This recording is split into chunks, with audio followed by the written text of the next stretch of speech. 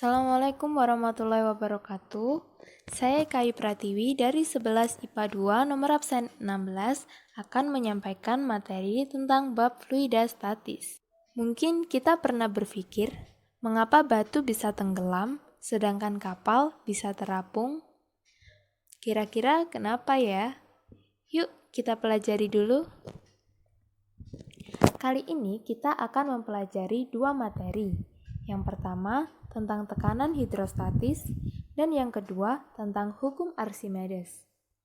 Langsung saja ke materi yang pertama, tekanan hidrostatis. Tekanan hidrostatis adalah tekanan pada zat cair yang diam pada suatu kedalaman tertentu. Dapat dirumuskan P sama dengan Rho kali G kali H. Dengan P merupakan tekanan hidrostatis, satuannya adalah PA atau Newton per meter kuadrat, dan Rho merupakan massa jenis, satuannya kilogram per meter kuadrat, dan G percepatan gravitasi, satuannya meter per second kuadrat, serta H merupakan kedalaman air diukur dari permukaan, satuannya meter. Lalu, jika tekanan udara luar ikut diperhitungkan, maka menjadi P total sama dengan P0 plus Rho kali G kali H. Dengan P0 merupakan tekanan udara luar. Satuannya adalah PA atau Newton per meter kuadrat atau ATM. Si A menyelam pada kedalaman 12 meter di bawah permukaan air. Tekanan atmosfer di permukaan air adalah 1 atm dan massa jenis airnya 1000 kg per meter kubik. Maka tekanan yang dialami si A adalah dapat kita selesaikan menggunakan rumus P total sama dengan P atm plus Rho kali G kali H. P total sama dengan 1,01325 kali 10 pangkat 5 plus 1000 kali 9,8 kali 10. Sehingga P total sama dengan 218.925 PA. Jadi, tekanan yang dialami si A adalah 218.925 PA. Selanjutnya, hukum utama hidrostatika. Semua titik yang terletak pada bidang horizontal di dalam zat cair yang tenang mempunyai tekanan hidrostatis yang sama. Pada titik A dan B, ia memiliki tekanan hidrostatis yang sama. Mengapa? Karena mereka terletak pada bidang horizontal yang sama. Dari gambar tersebut dapat diperoleh rumus PA sama dengan PB, artinya tekanan di titik A sama dengan tekanan di titik B. Sama dengan Rho 1 kali G kali H1 sama dengan Rho 2 kali G kali H2. Bisa kita coret G di sini sehingga diperoleh Rho 1 kali H1 sama dengan Rho 2 kali H2. Lanjut ke contoh soal.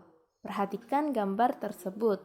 Jika massa jenis Rho 1 sama dengan 0,8 gram per meter kuadrat, Rho 2 sama dengan 1 gram per meter kuadrat, dan H1 sama dengan 10 cm, maka H2 adalah. Kasus ini dapat diselesaikan menggunakan rumus PA sama dengan PB. Rho 1 kali H1 sama dengan Rho 2 kali H2. Selanjutnya, kita ke materi kedua, yaitu hukum Archimedes. Hukum Archimedes berbunyi, gaya apung yang bekerja pada sebuah benda yang dibenamkan sama dengan berat fluida yang dipindahkan. Sebuah benda yang dicelupkan ke dalam zat cair akan mengalami gaya ke atas sebesar fluida yang dipindahkan. Sehingga oleh Archimedes dapat dituliskan rumus FA sama dengan Rho kali G kali V. Dengan FA merupakan gaya ke atas yang dialami benda, satuannya Newton. Dan Rho massa jenis zat cair, satuannya kilogram per meter kubik. G percepatan gravitasi, satuannya meter per second kuadrat. Dan V volume benda dalam zat cair, satuannya meter kubik.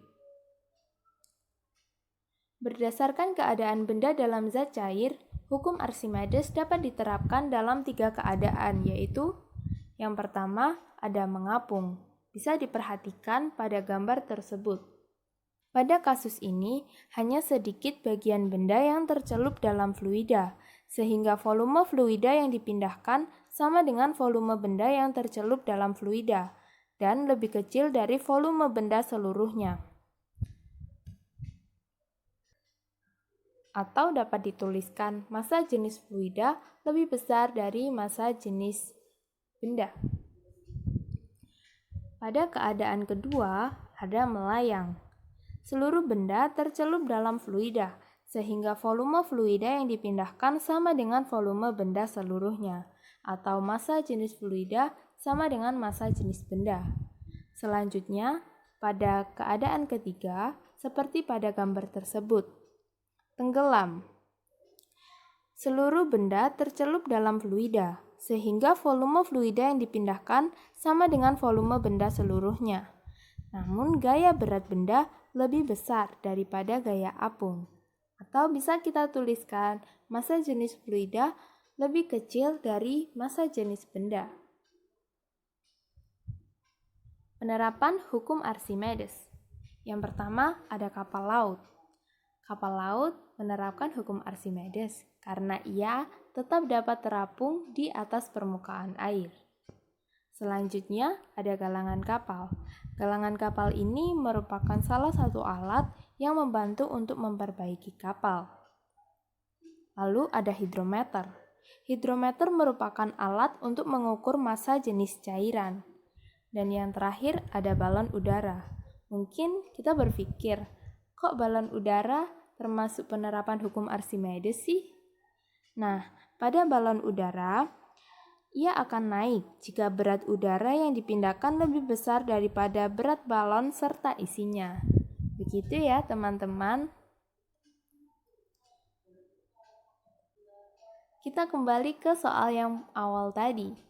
Mengapa batu bisa tenggelam sedangkan kapal bisa terapung? Nah teman-teman, kalau ada yang menjawab karena berat, itu salah ya, karena kapal jelas lebih berat daripada batu. Lalu karena apa ya? Simak penjelasannya ya. Perhatikan gambar kapal tersebut. Nah, ternyata kapal itu memiliki suatu ruangan yang berisi udara. Namanya lambung kapal, terletak di bagian bawah. Nah, dia ini membantu kapal untuk memindahkan fluida yang besar, sehingga ia dapat tetap terapung di atas permukaan air. Atau bisa kita tuliskan, massa jenis kapal lebih kecil dari massa jenis air. Beda halnya dengan batu. Ketika batu dilemparkan ke dalam air, maka ia juga memindahkan fluida, namun ia hanya memindahkan sedikit, sehingga gaya berat batu lebih besar daripada gaya apungnya. Atau bisa kita tuliskan, massa jenis batu lebih besar dari massa jenis air. Nah, jadi begitu teman-teman alasannya mengapa kapal bisa terapung dan batu bisa tenggelam. Gimana? Sudah paham belum? Saya kira cukup sekian dari saya. Terima kasih teman-teman. Assalamualaikum warahmatullahi wabarakatuh.